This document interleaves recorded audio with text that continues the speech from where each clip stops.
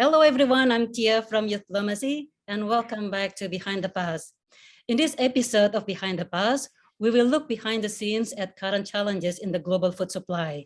The challenges that come from multiple crises such as the pandemic, war in Ukraine, and the changing climate.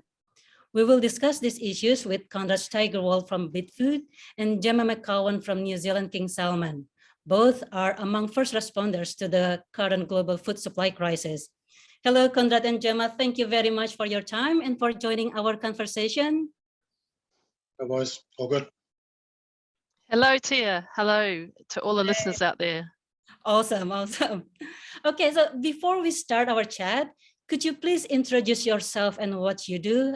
Perhaps ladies first, Jemma? Hello again, I'm Jemma McCowan. I'm General Manager Brands and Sustainability at New Zealand King Salmon in the South Island of New Zealand. Awesome. And how long have you been in this role or in the food industry role, Jemma? Well, in fact, it's 10 years with New Zealand King Salmon this week, but before that, I was working in London in a seafood company as well, and then prior to that, worked with food and consumer goods in a broader sense. So a long time, I think. I'd hate to count. A long time at food, okay. I'm not that old, I started very young. Okay. And over to you, Konrad. Hello, my name is Konrad Steigerwald. I'm currently meat category manager for Bidfood in Wellington. I'm in that position since 11 years now. I'm a chef by trade, and yeah, that's all I did for my whole life: food, cooking, and supplying. All right, sounds very delicious life, Konrad. Yeah. So between the two of you, we have a lot of experience in providing the word, supplying the word with food in different roles and capacity, right? So it will be a very interesting conversation we have today. Okay, I would like to start with you first, Konrad. Can you share with us what are the challenges that you experienced in the past 2 years? And were there any differences during the first and the second years of the pandemic?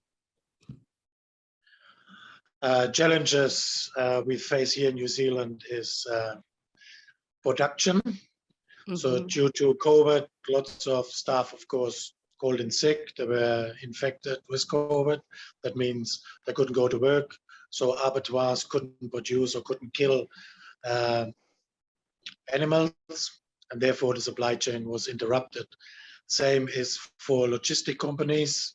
The lack of drivers made delays or freight delays by a couple of days. Yeah. And yeah, that's the main challenges. And bringing product in from overseas is the same thing. Can't get produced overseas, can't get loaded into port to containers, and then shipping companies avoid New Zealand because they only go to the bigger ports or bigger countries to unload their stock. And then in return, they can't pick up any empty cargo, any empty containers, which mm-hmm. then can't be refilled. Mm-hmm. And that interrupts the supply chain quite a bit. Yeah. Has the nature changed throughout the 2 years, or basically they're about a jumble of the same challenges? No, the same challenges is ongoing. Plus, of course, price increases from container, single container, which was in the old days was $900 per container. Now prices increased to $6,000 per container. Okay. So the cost has risen quite dramatically. And this cost is passed on to your customer, yes. And at the end of the day to the consumers. So that's why we are experiencing empty supermarket shelf or limited food in the restaurant and increased price. Yes, okay. Correct. And what about you, Jemma? Any particular challenges that the New Zealand King Salmon faced? Where do I start? So Tia, I hope you don't mind if I just go back a little bit and explain that New Zealand King Salmon is the biggest producer and farmer of king salmon in the world, and it's amazing rich, oily fish, which is just desired by consumers and chefs around the world. And we export to around 17 countries, and we are based in the South Island of New Zealand. We have two brands, Ora King and Regal, in the main for our salmon brands. One is for chefs and one is for retailers. So in terms of the main challenges, they're a little bit different from Konrad's, but they have some similarities. First and foremost, when COVID hit in 2020, we really were faced with markets being cut out almost overnight by all the lockdowns that occurred simultaneously around the world. So pretty much in March 2020, all we had left was supermarkets in New Zealand. You know, the restaurants closed in New Zealand, and the vast majority of our markets overseas closed, not only in terms of restaurants, but also in terms of some of the retail we were facing. And at that stage, we were predominantly sending product overseas to our food service channels and our chef customers overseas. So we lost a lot of demand almost overnight. That was the first challenge, and we could still grow our salmon because they were already in the water and they're a living animal that you need to look after. So we were deemed an essential service by the New Zealand government and allowed to continue working on the essential services, both in terms of growing and caring for our salmon in the water, also harvesting our salmon, because if they're not taken out, they mature and die, and then processing our salmon. And at that stage, we were processing our salmon way faster than the demand was coming in, which was not normal. It was simply because those markets had closed.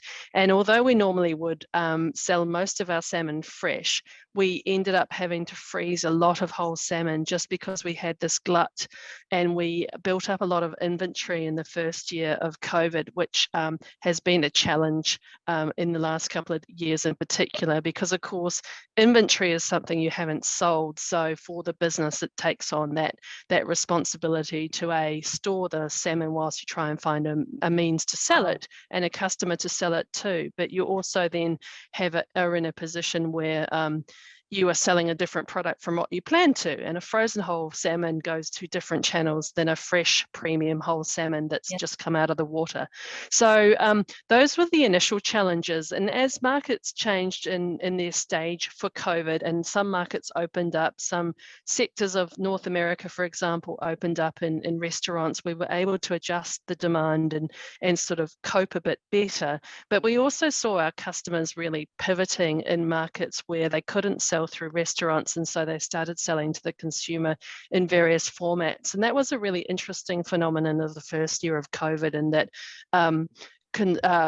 of course, consumers still need to eat and they still need to access food even if they're in lockdown, and that's not necessarily through the supermarkets. So we found our distributors, who are typically supplying food service and hospitality, were having to pivot themselves in order to keep an income going, and they were making arrangements to sell their seafood products to consumers directly. So you found a seafood distributor in New York, for example, would be then selling all these wonderful species that would normally be served in a restaurant to consumers, and they were even educating them on how to cook them. Wow. The other thing we saw was a growth in online sales, and that specialty retailing through online really took off for us, and it's been a real opportunity that's come out of that. And it was a difficult time to be able to pivot to suit that, but it's created an opportunity and a new challenge for us along the way. I'll take a breath.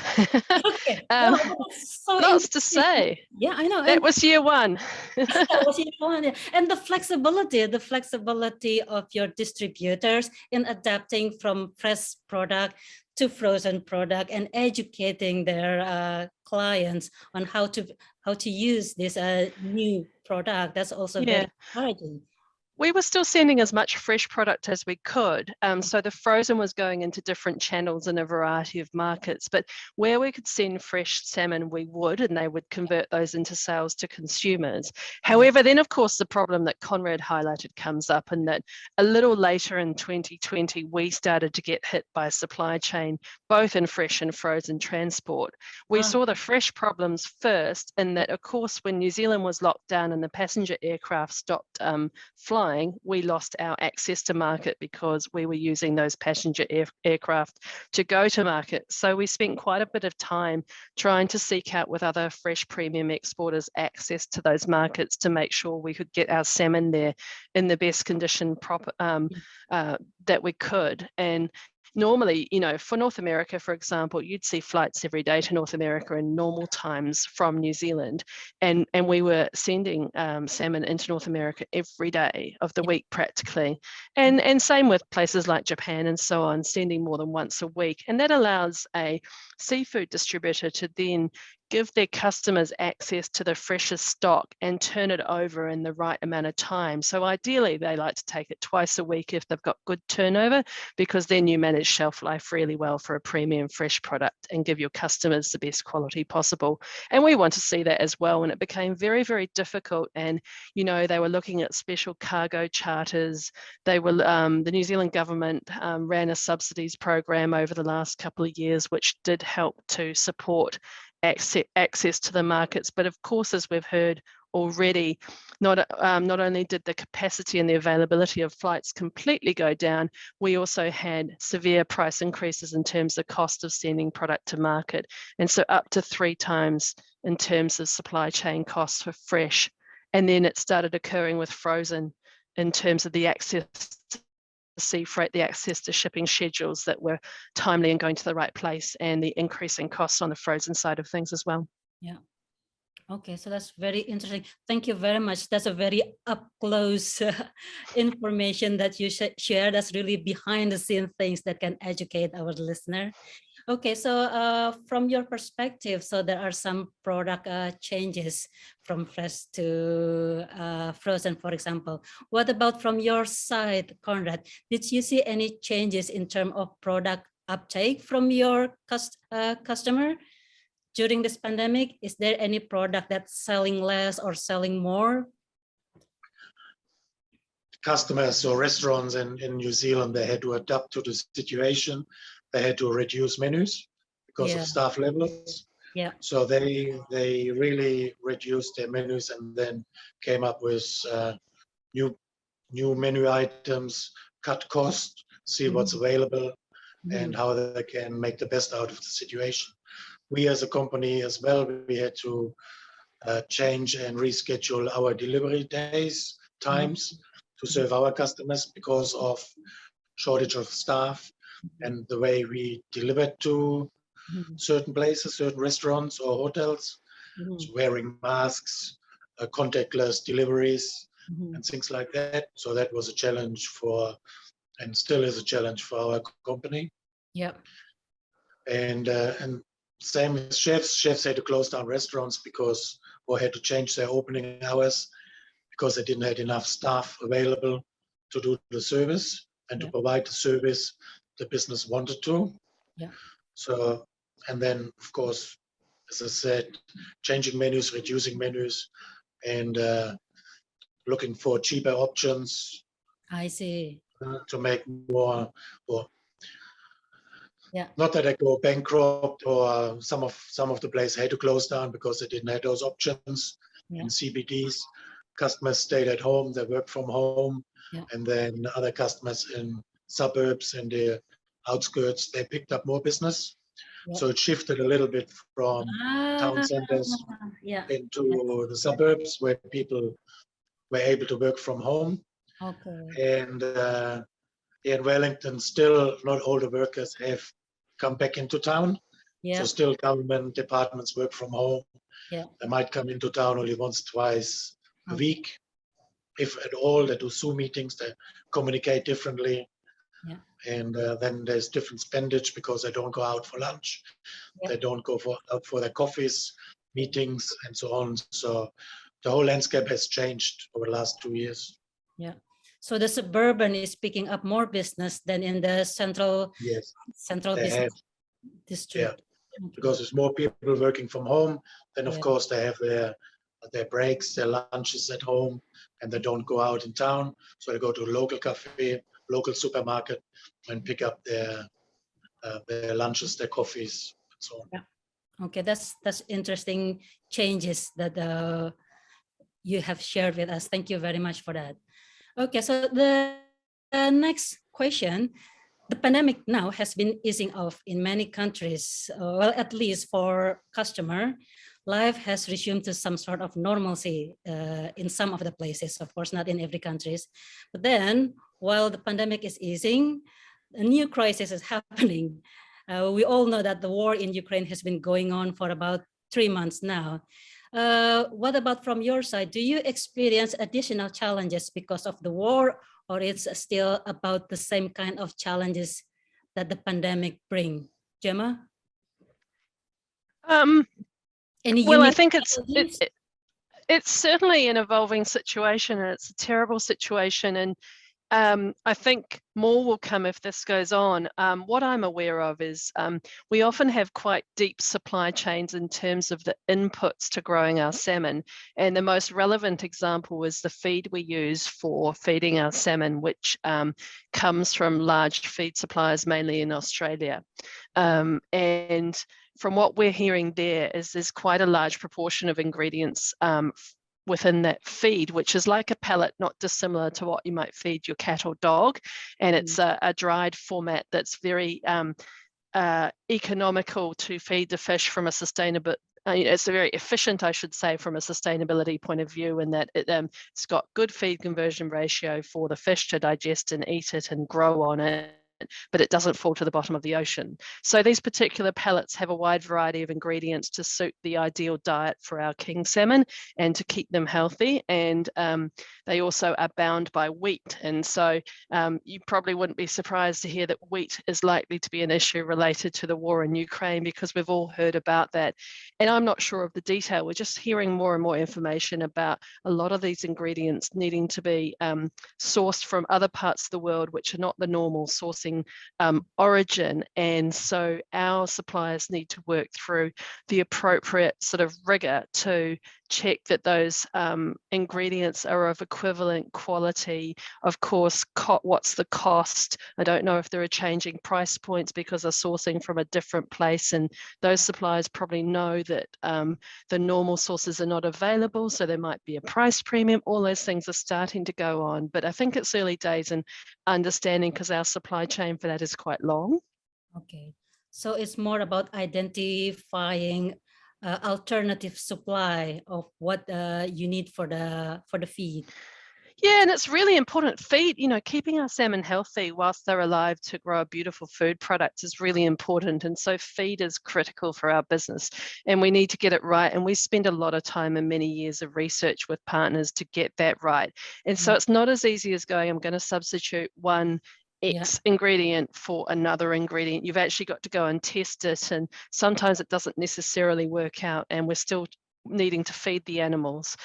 So it's quite important to us to get high quality ingredients at the right cost, because that has a big impact on the final product for the consumer. Yeah, this is amazing. It's just one challenge after another. I mean, from not enough worker to produce the food, to changing requirement from supplying fresh product, but now you're forced to supplying frozen product. And now, while you're already kind of get used to that kind of challenges, a new one appear, whereas you have to identify sort of a new supply for the business. Yes, and you haven't talked about climate change yet, of course. So I'm a bit nervous as you get to that point, what I'm going to tell you. Okay, we'll put that on hold. Now we'll go back to Konrad. So from the Bidfood perspective, from the supplier perspective, what do you foresee as could be a challenge, additional challenge, or a new kind of challenge that the war will bring, Konrad? So Ukraine is a really large food producer in Europe. So all European countries rely on the wheat and the grain coming out of the Ukraine. Yeah. And as you know, chickens, pigs, all get fed with that as well, not just salmon. And if there's shortage on feed, the price will go up. So even in New Zealand, the price for the feed for the chicken is going up. So chicken producers constantly putting their prices up. Okay. And that's a chain reaction again. Yeah. So you see price increases in supermarkets and Yeah. of course for the end consumer. Yeah. And the same with imported pork, those prices are going up because the overheads are just growing. For us, we can only suggest certain cuts to or certain products to our customer base, which are still, in shall I say, not too expensive or not getting too expensive. And then if the chefs are listening and using those products and then be creative again and put them on their menu, so it helps them to come up with good products, good menus, good dishes, and keep their customers happy and keep the costs down, because otherwise customers can't afford to go out anymore. Yeah. And even the lower scale of eateries like takeaway shops, like buffet restaurants, where people go to now, if it is a roast house or if it is just a normal chicken joint, those prices are going up. Yeah. It hits the people every day. Yeah. The everyday spending.